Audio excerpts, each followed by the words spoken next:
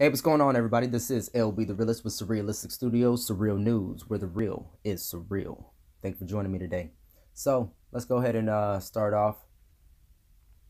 Tulsi Gabbard recently did a CNN town hall a few days ago, whatever.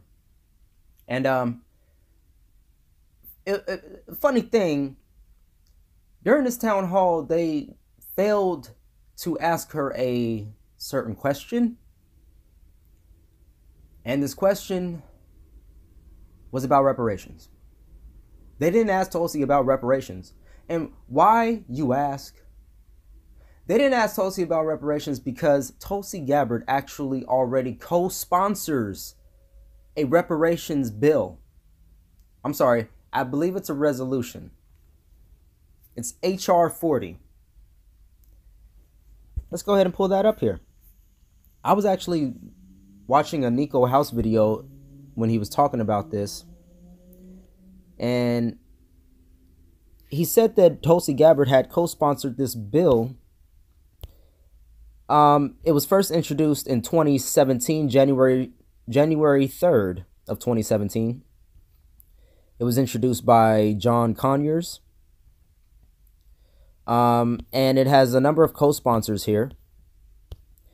Jose Serrano, Al Green, Eleanor Holmes Norton, Alcee Hastings, Keith Ellison, Joyce Beatty, John Lewis, Gerald Nadler, Danny Davis, Lacey Clay, Luis Gutierrez, Stephen Cohen, Elijah Cummings, Gregory Meeks, Janice Schakowsky, Sheila Jackson, Barbara Lee, Robert Brady, Bobby Rush, Eddie Bernice Johnson, GQ Butterfield, Sanford D. Bishop Jr., Cedric Richmond, Benny Thompson, Gwen Moore, Terry Sewell, Frederica Wilson, Brenda Lawrence, Yvette Clark, Pramila Jayapal, Karen Bass, Ro Khanna, Dwight Evans, James McGovern, and Hakeem Jeffries. Now, this is the bill that I found on Nico House's page. And it doesn't have Tulsi Gabbard's name on this bill that was introduced in 2017. But I found out, if you do a quick Google search here, let's see, HR 40 co-sponsors. Let's see. Co-sponsors, HR 40, 116th Congress, 2019 to 2020. And go ahead and click on that link. Gotta love Google, right? Commission to study and develop reparation proposals for African Americans Act. Introduced January 3rd, 2019 by Sheila Jackson, who was a co-sponsor of the last introduction of the bill. And let's see here. Let's see the co-sponsors on this bill. Some familiar faces. Jose Serrano, Steve Cohen, Ro Khanna, Gregory Meeks, Gwen Moore, Pramila Jayapal, Henry C. Hank Johnson, Donald Payne, Yvette Clark, Eddie Bernice Johnson, Joyce Beatty, Janice Schakowsky, Benny Thompson, Barbara Lee, Al Green, Eleanor Holmes Norton, Bobby Rush, Gerald Nadler, Danny K. Davis, Elliot Engel, Cedric Richmond, Karen Bass, Dwight Evans, Frederica Wilson, Adam Smith, Terry A. Sewell, Rashida Tlaib, Tulsi Gabbard, and Ayanna Pressley. Tulsi Gabbard actually co-sponsors this bill for reparations, HR 40, and the date that they have of her co-sponsorship is February 26th, 2019, exactly a day before I personally messaged Tulsi Gabbard /staff/ whoever runs her Instagram account about reparations. A day before I left my message about reparations, Tulsi Gabbard was already on the ball. So I find it very, very conspicuous that CNN would choose to not ask Tulsi Gabbard about reparations when reparations is such a hot topic right now. That's very, very interesting. They asked Bernie Sanders.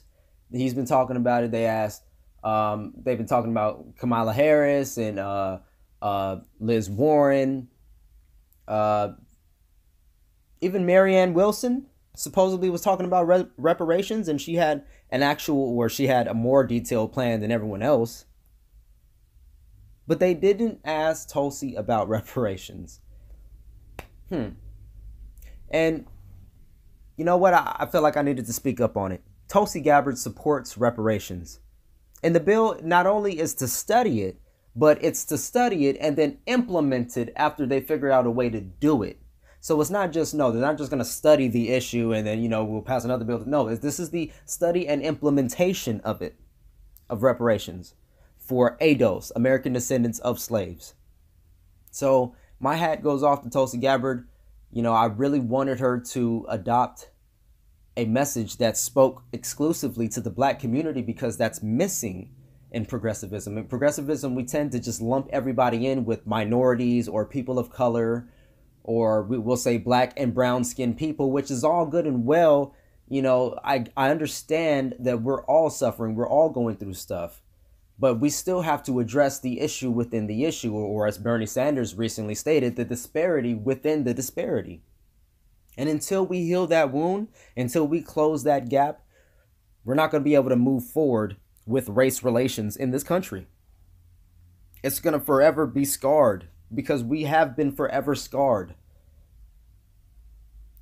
And when you talk about reparations, we give reparations to every other kind of people out there. But when it comes to African American people, there's a disdain to even entertain the idea. And that's bothersome. That's a problem. It's a problem when we can't even have an honest discussion. Or if somebody disagrees with the aspect of reparations, well, you can't give me a solid argument as to why you disagree with me.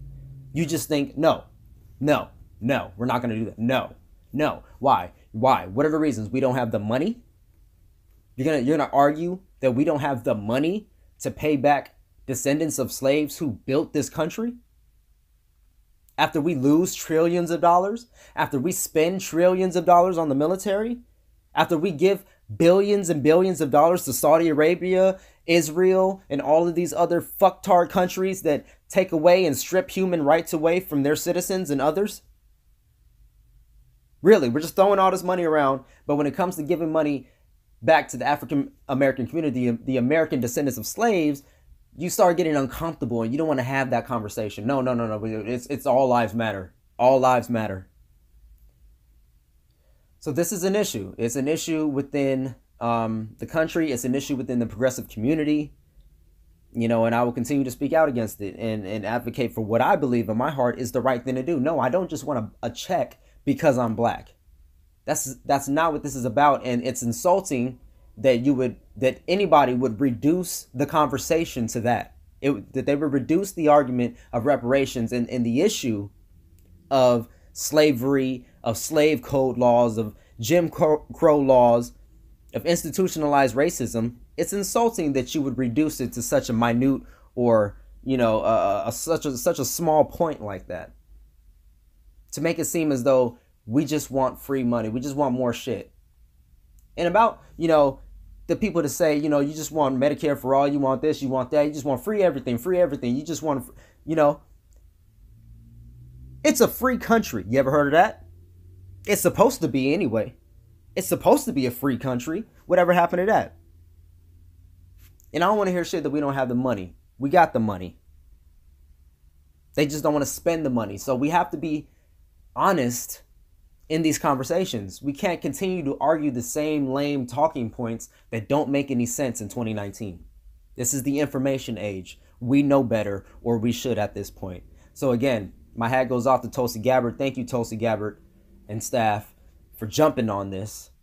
Thank you for not making a big deal out of it or bragging about it, but rather leaving it up to people like me and Nico House and Tim Black and other black commentators on this matter to speak on it.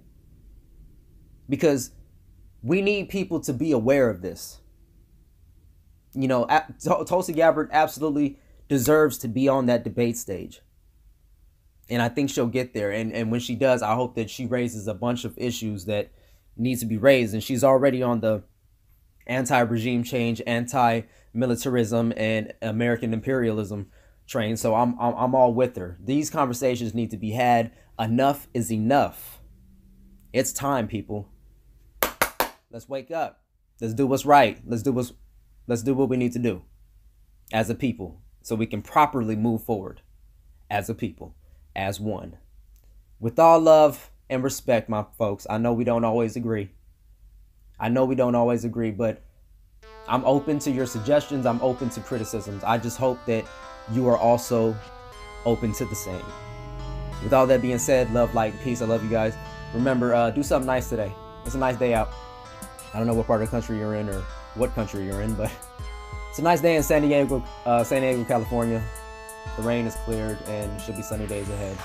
Just a local forecast for those who are interested in what my surrounding area looks like. Anyways, like this video, comment at the bottom of this video, subscribe and share.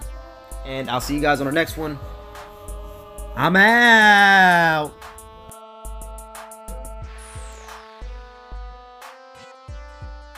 Look, it's a bird. No, it's a plane.